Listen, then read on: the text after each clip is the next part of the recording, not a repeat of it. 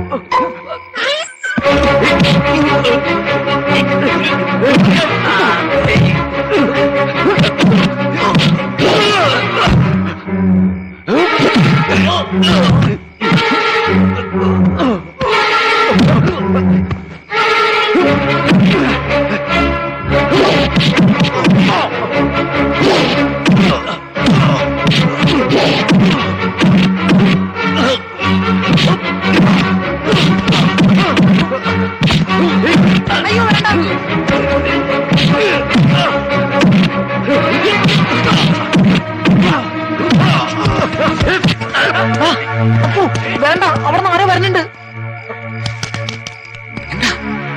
എന്ത് പറ്റിയടാ? വാ പറയാം. നമുക്ക് നേരം വിളിക്കുന്നവർ ഇവിടെ തന്നെ നിൽക്കാം. അവന്മാര് മായ ഉപദ്രവിക്കുക ഇനിയും വന്നാലോ? ഇനി ആ കാര്യത്തിൽ പേടിക്കണ്ട. ഇനി മിക്കവാറും അവര് വരുന്നത് നമ്മൾ ഉപദ്രവിക്കാനായിരിക്കും. പട്ടിണിയും കിടന്ന് തല്ലും കൊണ്ട് കൊട്ടാരത്തിൽ കിടന്ന് ചാകാനാണ് തലയിൽ എഴുതിയിട്ടുണ്ടെങ്കിൽ തൂത്താ പോവോ? ആരാ അവര്? എനിക്കറിയില്ല, ഞാൻ ആദ്യമായിട്ട് കാണുക. നിന്നെ മനസ്സിലായി കാണൂ. ഞാൻ മുഖം മറിച്ചിരുന്നു, പിന്നെ ഇരുട്ടും. മനസ്സിലായി കാണില്ല. ഇത് പുലിവാലാകും. ഇതൊന്നും വേണ്ടാന്ന് ഞാൻ അന്നേ പറഞ്ഞതല്ലേ മോഹനാ.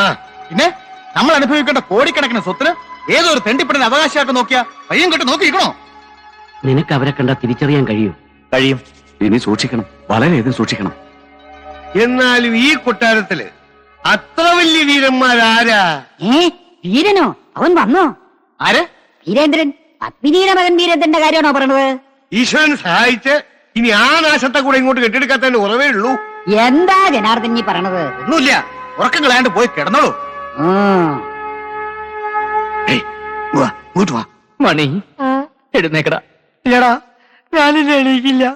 വിശന്ന് ഹൃദയം പൊട്ടി ഞാനിപ്പോ ചാകും. വിശന്നിട്ട് ഹൃദയം പൊട്ടി ഇന്നേവരാരും ചത്തിട്ടില്ലടാ. അവസാനമായി എനിക്കൊരു ആഗ്രഹമുണ്ട്. നീയുമായി സുഖമായി ജീവിക്കണം. നിങ്ങൾക്ക് ജനിക്കുന്ന കുഞ്ഞിന് എന്റെ പേര് ഇടണം. അത്രയും വേണോടാ? എടാ, നിന്നെ പോലെ തന്നെയല്ലേ ഞാനും. എനിക്ക് വിശക്കുന്നില്ലേ? കുറച്ചൊക്കെ സഹിക്കണോടാ. എന്റെ തന്ത ചത്ത ഞാൻ സഹിക്കും, വിശപ്പ് സഹിക്കാൻ പറ്റില്ലടാ. പണ്ടാറടങ്ങാൻ എനിക്ക് വാ, പലതും കിട്ടുമെന്ന് നോക്കാം. വാടാ.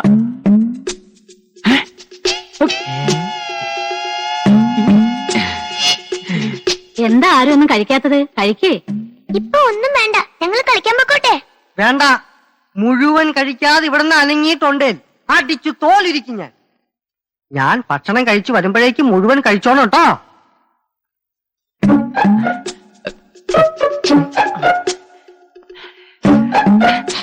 മാമന്മാരെ മനസ്സിലായ മക്കളെ? ഇങ്ങനെ ചോദിച്ച കുട്ടികൾക്ക് മനസ്സിലാവില്ല. നമ്പൂരി ഭാഷ ചോദിക്കണം. എങ്കിൽ എഴുന്നള്ളിക്ക്. മാമന്മാരെ മനസ്സിലായ മേക്കൾക്ക്. ശവം മാറി. നിങ്ങൾക്ക് ആഹാരം കഴിക്കണ്ടേ? കഴിച്ചാൻ പോണോ? ആഹാരം കഴിച്ചിട്ട് നമുക്ക് കഴിച്ചാൻ പോവാ. ആഹാരം കഴിക്കണ്ട എങ്ങനെയെന്ന് മാമൻ കാണിച്ചു തരേ. അങ്ങനെ എടുത്തിട്ട് ഇതെങ്ങനെ എങ്ങനെ ആക്കിയിട്ട് പിന്നെ ഇതാ അങ്ങനെയല്ല, ഇങ്ങനെ എടുത്തിട്ട് ഇങ്ങനെ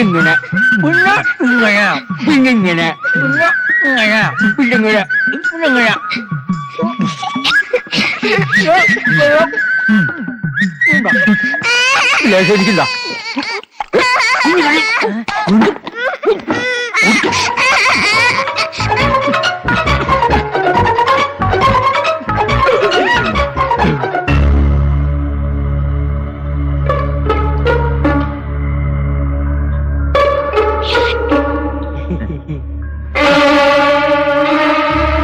നോക്കി നിൽക്കാതെ നടക്കുക.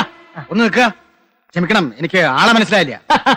സാരമില്ല, നോ ക്ഷമിച്ചിരിക്കണം. അല്ല, ഒന്ന് പരിചയപ്പെടുന്നതിൽ വിരോധമുണ്ടോ? ഉണ്ട്. പക്ഷെ ഞങ്ങൾക്കൊന്ന് പരിചയപ്പെട്ടേ പറ്റൂ. നീ ആരാടാ? അവനെ ഒന്നും ചെയ്യണ്ട, അവൻ എന്റെ കൂടെ വന്നതാ. ഞാനാരാ? ഞാൻ അവന്റെ കൂടെ വന്നതാ. അച്ഛാ ദേ അവൻ എന്റെ കഴുത്തിന് പിടിച്ചല്ലേ ആ ദുഷ്ടൻ. ഹലോ. എന്താ ഇവിടെ? ഇയാളെ അറിയോ? ഞങ്ങൾക്ക് ആർക്കും മനസ്സിലായിട്ടില്ല. ആരാന്ന് ചോദിച്ചിട്ട് പറയണില്ല.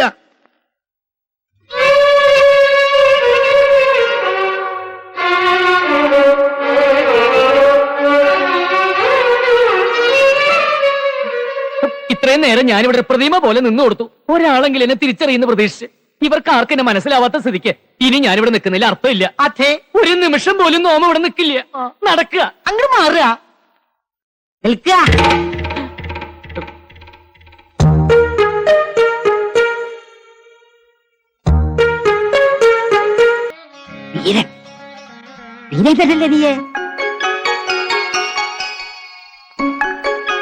വലിയ മാമേ, എനിക്ക് മനസ്സിലായില്ല കുട്ടി. വല്യമ്മാമേ, വല്യമ്മാമ എങ്കിലും എന്നെ തിരിച്ചറിഞ്ഞല്ലോ. നല്ല വല്യമ്മാമ, സ്നേഹമുള്ള വല്യമ്മാമ. 5 വയസ്സുള്ളപ്പോ കണ്ടതാ ഞാൻ ഇവനെ. ഇപ്പൊ ഒറ്റ നോട്ടത്തിൽ ഞാൻ തിരിച്ചറിഞ്ഞു. അതാ രക്തബന്ധം എന്ന് പറയുന്നത്. വീരേന്ദ്രനോ? അതെ, ഏത്? ദില്ലിയിലെ? അത് തന്നെ, പത്മിനി തമ്പുരാട്ടിയുടെ മകൻ. കൂടെ അവളും വന്നിട്ടുണ്ടോ പത്മിനി? ഇല്ല. അമ്മ എന്താ വരാഞ്ഞേ? അത് അമ്മയ്ക്ക് നല്ല സുഖമില്ല. എന്താ അവൾക്ക്? ഒന്നുമില്ല, ഒരു പനി. ഇയാളാരാ? ഈ എന്റെ സ്നേഹിതനാ മണി. മണിയും ഡൽഹി തന്നെയാ? അതെ. മണി എന്ത് ചെയ്യുന്നു? ഞാൻ ഈ കാളവണ്ടി. അളവണ്ടിയോ? കാളവണ്ടിയല്ല, കാലാബണ്ടി. ഡൽഹിക്ക് അടുത്തുള്ള ഗ്രാമം, അവിടെ അവന് ജോലി. ഓ, കാലാവണ്ടി കേട്ടിട്ടുണ്ട്. മുഖം കാണിക്കാൻ പറഞ്ഞു. വേണ്ടട്ടോ, മോന്തക്കിട്ട് തല്ലാനിരിക്കും. വരിക, തിരുമനസ് കാത്തിരിക്കുക. ഏയ്,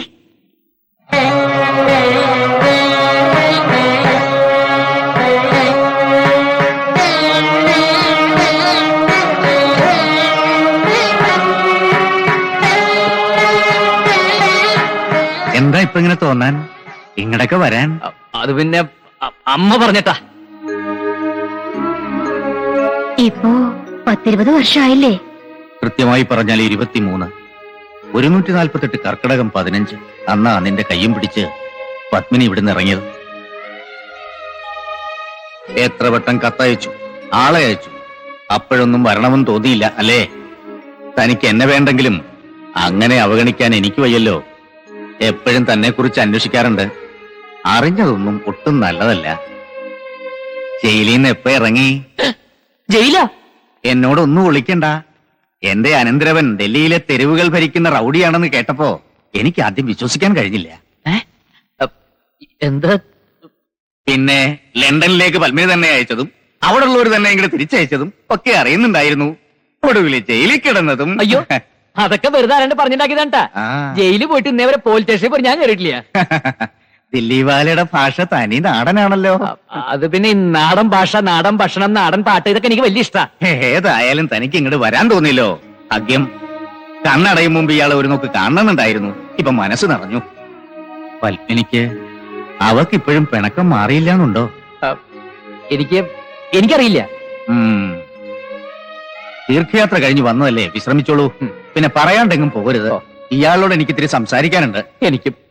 എനിക്ക് അങ്ങോട്ട് ചില കാര്യങ്ങൾ പറയാനുണ്ട്. അത് മറ്റൊരു സന്ദർഭത്തിലാവാം. അത് ശരി. അതിശയം തന്നെ. പല മാറ്റങ്ങളും കാണുന്നുണ്ട്. മായ ഇവിടെ കാലുകുത്തിയ പിന്നെ എല്ലാം ഒന്ന് ശരിയായി വരും പോലെ. നിനക്ക് അപ്പ തന്നെ കാര്യങ്ങൾ അങ്ങോട്ട് പറയാനില്ലേ? ഞാനും ആലോചിച്ചതാ. പക്ഷെ മായ എന്റെ കൂടെ ഇറങ്ങി വരാൻ കൂട്ടാക്കില്ലെങ്കിലോ? ഏതായാലും കൊട്ടാരത്തിൽ കഴിയാനുള്ള അവസരമായില്ലേ. ഇനി സാവകാശത്തിൽ സത്യം മായയെ പറഞ്ഞ് മനസ്സിലാക്കണം. അതുവരെ തിരുവട്ടാറിലെ അപ്പു ദില്ലി വാല വീരേന്ദ്രനാവണം. അന്ന് നമ്മൾ ചായക്കട വെച്ച് കണ്ടവനല്ലേ ഇവൻ? കുഴപ്പമുണ്ടാക്കോ?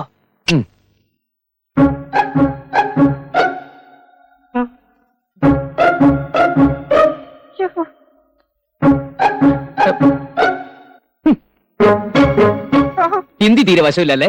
ഹിന്ദിയിൽ ഇങ്ങനെ കാണിച്ച അടുത്തേക്ക് വരിക എന്നാണ് അർത്ഥം. മലയാളത്തിൽ ഇങ്ങനെ കാണിച്ചാലും അത് തന്നെ അർത്ഥം. ഞാൻ വരാതിരുന്നത് പേടിച്ചിട്ടാ. പേടിക്കണ്ട. ഡൽഹി തെരുവുകൾ അടക്കി ഭരിക്കുന്ന ഈ രാജകുമാരൻ സാധുക്കളൊന്നും ചെയ്യാറില്ല. അല്ലെങ്കിൽ അന്ന് ചായക്കടയിൽ വെച്ച് നീ എന്നെ അപമാനിച്ചപ്പോ ഞാൻ സ്ഥിരം ചെയ്യുന്ന പോലെ നിന്റെ കഴുത്ത് മുറിച്ചെടുക്കുമായിരുന്നു. ആളറിയാതെ ഞാൻ എന്നോട് ക്ഷമിക്കണം. നിന്നോട് ക്ഷമിക്കാൻ നാം ശ്രമിക്കാം. യെസ്. പക്ഷെ നീ എനിക്ക് ചില ഉപകാരങ്ങളൊക്കെ ചെയ്തു തരേണ്ടി വരും. എന്ത് വേണമെങ്കിലും ചെയ്യാൻ കൽപ്പിച്ചോളൂ. ഇവിടെ ഒരു പെണ്ണിനെ കൊണ്ടുവന്നിട്ടില്ലേ മായ? അവളുടെ അടുത്തേക്ക് ആരെങ്കിലും പോവുകയോ അവളെ ഉപദ്രവിക്കാൻ ശ്രമിക്കുകയോ ചെയ്താൽ അവന്റെ കരയിൽ ഞാൻ ബെൽറ്റ് ബോംബ് വെച്ച് പൊട്ടിക്കുന്ന ഇവിടെയുള്ള ഓരോരുത്തരെയും നീ അറിയിക്കണം. പിന്നെ മായയ്ക്ക് രാവും പകലും നീ കാവലുണ്ടായിരിക്കണം. അവൾക്ക് എന്തെങ്കിലും ഒരു പോറൽ സംഭവിച്ചാൽ അറിയാമല്ലോ നിന്റെ തല. അയ്യോ പറയണ്ട, എല്ലാം ഞാൻ നോക്കിക്കോളാം. ആ. പിന്നെ ആ ബെൽറ്റ് ബോംബിന്റെ കാര്യം ഒന്ന് എഴുതി തന്നെ. വേണ്ട പോലെ എല്ലാരെയും അറിയിച്ചോളാം. വത്സം.